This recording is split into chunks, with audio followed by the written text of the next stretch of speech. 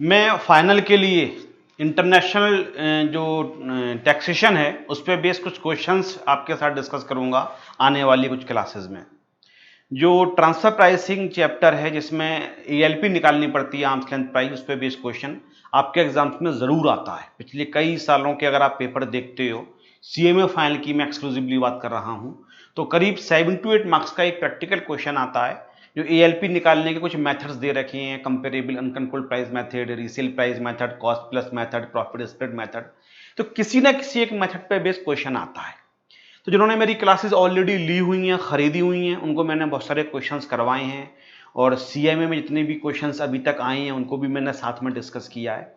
लेकिन मैं अब एक सीरीज और शुरू कर रहा हूं डिफरेंट सोर्सेज से, जो मुझे और अच्छे क्वेश्चंस मिल रहे हैं उनको मैं यहाँ पे अपने यूट्यूब चैनल पर डिस्कस करूंगा आपके साथ।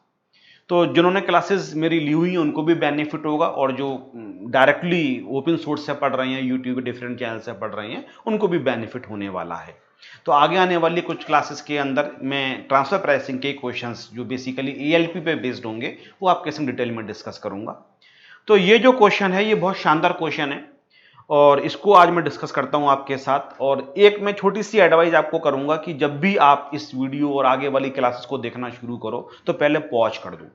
आपकी स्क्रीन पे ये क्वेश्चन पूरा डिस्प्ले हो रहा है क्योंकि आपने अपना कोर्स कर लिया होगा, आपको कंसेप्ट पता होंगे, तो पहले खुद सॉल्व कर लो, उसके बाद ये देखना मैंने कैसे सॉल्व किया।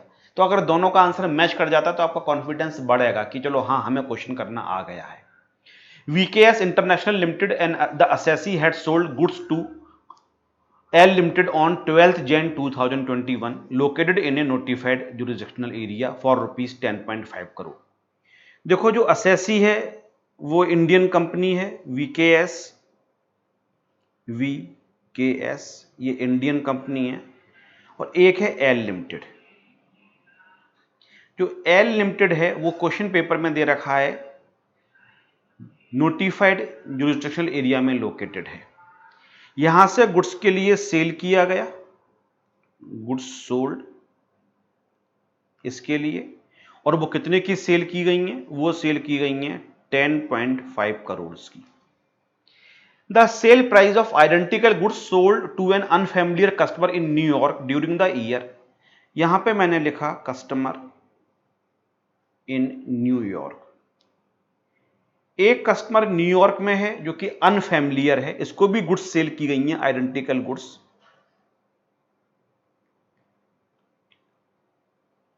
गुड्स सोल्ड, और इसको कितने की सेल की गई हैं? 11.5 की। 1 करोड़ ज्यादा की सेल की गई है, मतलब इंडिया वाली इनकम को कम किया गया है जब एल लिमिटेड के थ्रू ट्रांजैक्शन किया गया है। इतनी बात आपको समझ में आ गई होगी। तो अब थोड़ा सा डिस्कस कर लेते हैं आगे क्वेश्चन स्टार्ट करने से पहले। जब भी नोटिफाइड जुरिस्डिक्शनल एरिया में कोई असेसी, कोई पर्सन लोकेटेड होता है तो प्रोविजंस एप्लीकेबल हो जाते हैं सेक्शन 94A के। इस सेक्शन पे बेस्ड क्वेश्चन सीएमए फाइनल में कई बार आ चुका है और आगे भी आता रहेगा। ये हर 2 से 3 अटेम्प्ट में एक बार 94A पे बेस्ड क्वेश्चन आता है जिसके संग ट्रांजैक्शन किया गया है। अगर वो 94A के अंदर लोकेटेड है तो दो बातें होती हैं, एक तो जो वीकेएस है और एल लिमिटेड ये दोनों बन जाएंगे एसोसिएटेड एंटरप्राइजेस। वैसे तो एसोसिएटेड एंटरप्राइजेस जो होते हैं वो 92A में डिफाइन है, 92A के अकॉर्डिंग नहीं है, लेकिन अगर 94A एप्लीकेबल हो गया तब भी इन दोनों को 92A की डेफिनेशन के अकॉर्डिंग मान लिया जाएगा डीम्ड एसोसिएटेड एंटरप्राइजेस। और क्योंकि दोनों एसोसिएटेड एंटरप्राइजेस मान लिया गया है इसलिए इनके बीच में जो भी ट्रांजैक्शन होगा उसको माना जाएगा international transaction, deemed international transaction. ये सारी बातें अगर नीचे नोट्स में लिख के आते हो तो एग्जामिनर बहुत खुश हो जाएगा और सेक्शन हो जाएगा 92B। वैसे तो मैं एक बात आपके लिए बता दूं, एसोसिएटेड एंटरप्राइज का सेक्शन होता है 92A और इंटरनेशनल ट्रांजैक्शन का होता है 92B।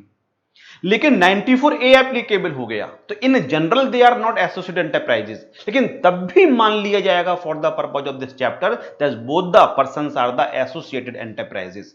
और क्योंकि हमने ये मान लिया कि वो एसोसिएटेड एंटरप्राइज हैं, उनके बीच का जो ट्रांजैक्शन होगा वो मान लिया जाएगा इंटरनेशनल ट्रांजैक्शन। और जब भी इंटरनेशनल ट्रांजैक्शन होगा तो जो भी आपने प्राइस अप्लाई किया होगा उसको कंपैरिजन करना पड़ेगा ALP से, और ALP का सेक्शन सबको पता है होता है 92F। अब हमें निकालनी पड़ेगी 92F कि जो भी आपने ट्रांजैक्शन किया वो 92F में जो ALP की डेफिनेशन है उसके हिसाब से सही है या गलत है। ठीक है, ALP निकालने के जो मेथड है वो 92C में दे रखी है। मेथड्स ALP निकालने के वो किस सेक्शन में दे रखी है? 92C में दे रखी है। अगर आप चाहते हो टीचर आपको पूरे मार्क्स दे, 8 मार्क्स का क्वेश्चन है तो आपको 8 नंबर मिलें, तो ये सब बातें आपको लिखनी पड़ेंगी। जिस पर्सन के संग ट्रांजैक्शन हुआ है अगर वो NGA में लोकेटेड है, the provisions of section 94A will be applied, और फिर बताना पड़ेगा कि दोनों लोगों को एसोसिएटेड एंटरप्राइज माना जाएगा with in the meaning of section 92A। फिर मानना पड़ेगा कि उनके बीच जो भी ट्रांजैक्शन होगा will be considered as the international transaction within the meaning of 92B।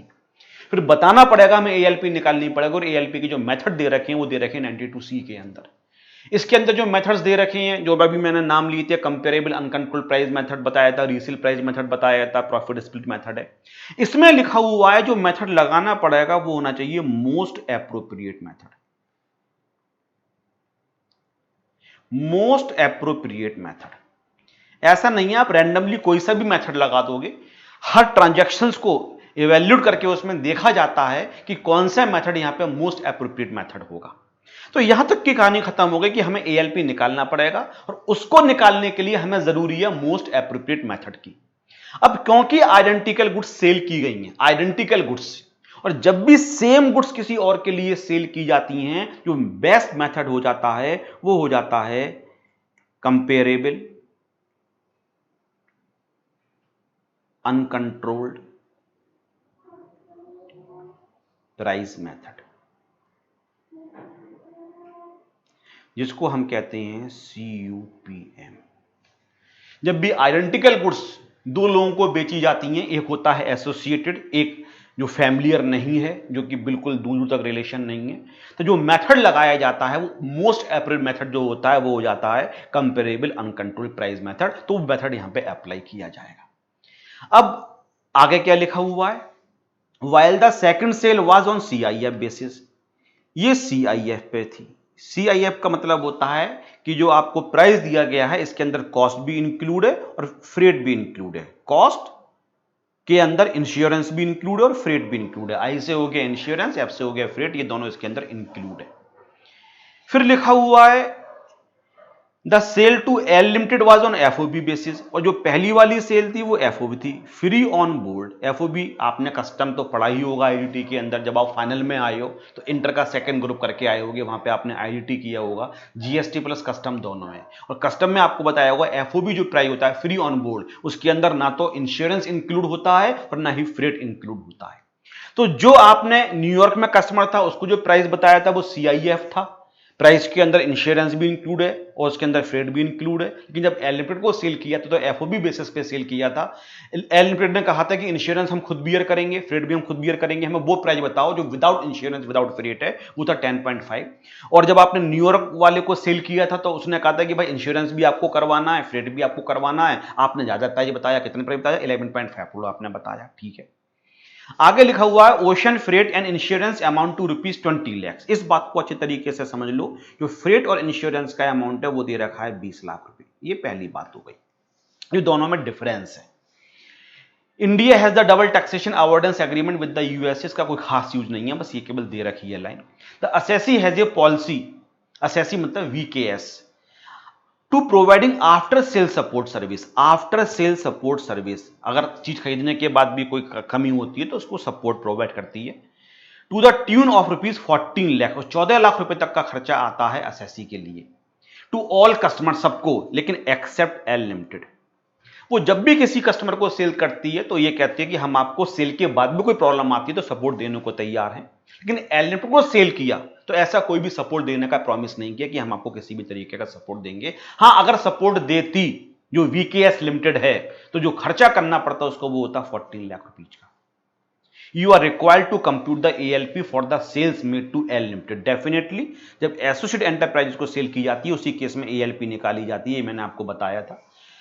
And the amount of consequent increase if any in the profit of assessee company. और जब हम एएलपी निकाल लेंगे तो हमें यह भी पता चल जाएगा कि जो असेसी की इनकम है वो कितने अमाउंट से इंक्रीज करनी है। तो यहां तक तो हमने डिसाइड कर लिया कि दोनों डीम्ड एसोसिएटेड एंटरप्राइजेज हैं, डीम्ड इंटरनेशनल ट्रांजैक्शन है, हमने ये भी डिसाइड कर लिया। And the most appropriate method हमने कौन सा निकाला है, वो है आपके लिए control price method. Is that clear? समझ में आ गया? हाँ जी। एक लाइन और भी दे रखी है जो मैंने मिस कर दी, वो भी बता देता हूं। The ALP worked out as per cost plus method for the identical good is ₹12.1 crore. ये भी दे रखा है बेटा। क्या दे रखा है कि कॉस्ट प्लस मेथड से जो आपके लिए जो एएलपी निकल के 12.1 है, इसका भी कोई यूज नहीं है, क्योंकि दो मेथड आप यूज कर ही नहीं सकते हो। आपको एक ही मेथड, जो कि मोस्ट का मतलब ही होता है ओनली वन, सबसे अच्छा। तो जो भी आपको 6 मेथड दे रखे हैं, 5 तो डिफाइन है, जो आपका कंपेरेबल अनकंट्रोल प्राइस मेथड हो गया, और कॉस्ट प्लस मेथड हो गया, रीसेल प्राइस मेथड हो गया, प्रॉफिट स्प्लिट मेथड हो गया, ट्रांजैक्शन नेट मार्जिन मेथड हो गया, फिर एनी अदर मेथड। कोई और मेथड भी अगर चाहो तो कुछ स्पेशल केसेस में अप्लाई हो सकता है। तो इसमें मोस्ट का मतलब हो गया लगाना एक ही है। इन्होंने डायरेक्टली क्वेश्चन में दे दिया कॉस्ट प्लस मेथड के अकॉर्डिंग। अब कंफ्यूज कर रहे हैं वो आपके लिए, क्योंकि जो क्वेश्चंस की लैंग्वेज है, जो पर्टिकुलर्स दे रखे हैं, उसके हिसाब से जो मोस्ट एप्रोप्रिएट हमें लग रहा है वो है CUPM, comparable uncontrolled price method. इसलिए कॉस्ट प्लस मेथड के अकॉर्डिंग जो ALP है वो रिलायबल नहीं है, उसको हमें इग्नोर करना पड़ेगा। अब क्वेश्चन को सेल करेंगे। Sale price in case of customer in New York कितना था? 1150 लैक्स। 11.5 करोड़ का मतलब हो गया 1150। अब अगर जो न्यूयॉर्क में कस्टमर है वो आपसे ये कहता है कि हमारे भी जो आप प्राइस बताओ वो FOB बेस बताओ, आप इंश्योरेंस की चिंता छोड़ दो, आप फ्रेट की चिंता छोड़ दो, वो हम बियर कर लेंगे, आप ये बताओ FOB कितना होगा। तो प्राइस कम करना पड़ेगा VKS के लिए। जब आप किसी को बेच रहे हो और इंश्योरेंस भी आप बियर कर रहे हो, आप फ्रेट भी बियर कर रहे हो, प्राइस को बढ़ा दोगे। कस्टमर कहता है ले जाने की जिम्मेदारी रास्ते की हमारी, इंश्योरेंस की भी हमारी, आप उसको भूल के प्राइस बताओ तो कम करना पड़ेगा। तो यहां पे लेस किया। लेस किस किसके लिए किया? Insurance and freight. और वो कितना पैसा खर्च किया गया था उसके लिए? 20 लाख रुपीस। तो 20 लाख रुपए से कम हो जाता, 20 लाख से यहां पे माइनस कर देंगे। इसके बाद जो कस्टमर न्यूयॉर्क में अगर वो ये कहता कि मुझे भी आफ्टर सेल सपोर्ट नहीं चाहिए, हम दोनों ट्रांजैक्शंस को बराबर लेके आ रहे हैं कि आप अननोन को कितने का बेचते अगर सेम कंडीशंस होती। अननोन कौन है? न्यूयॉर्क वाला। और एसोसिएट कौन है? जो कि आपका लोकेटेड है एनजीए के अंदर। तो हम न्यूयॉर्क वाले से कह रहे हैं कि अगर वही कंडीशंस लगा दें जो हमने एनजीए वाले के साथ लगाई है लिमिटेड के संग, तो कितना प्राइस होता। तो न्यूयॉर्क वाला कस्टमर कहता है कि मुझे भी आफ्टर सेल सपोर्ट नहीं चाहिए, तो प्राइस वो और कम कर देते, लेस। और कितने से कम कर देते? सर उनको आफ्टर सेल सपोर्ट एक कस्टमर को देने पर 14 लाख का खर्चा आता था, तो 14 लाख रुपीस सर और खर्च कर देते। तो ये बन जाएगी आर्म्स लेंथ प्राइस ALP। और वो कितनी हो जाएगी ALP?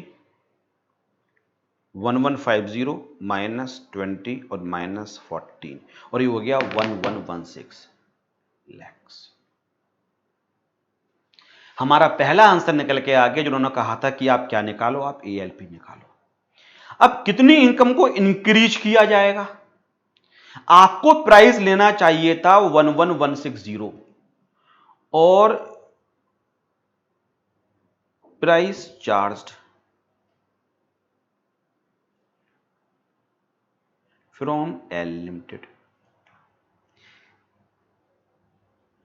आपने चार्ज कितना किया? 1050 लैक्स। देखो ये चार्ज किया। आप जो अननोन लोगों से सेम कंडीशंस पे प्राइस चार्ज कर रहे हो 1116 लाख से, और आपने जो जान पहचान वाला था, हालांकि जान पहचान वाला था नहीं इस क्वेश्चन के अंदर, लेकिन क्योंकि एनजीए में लोकेटेड हमने इसलिए मान लिया कि एसोसिएटेड है, उससे आपने 1050 चार्ज किया। इसका मतलब इंडिया वाली इनकम आपने कम करी है। तो इंडिया वाली इनकम कितने से इंक्रीज कर दी जाएगी? 1050 माइनस कर देते हैं 66 लाख।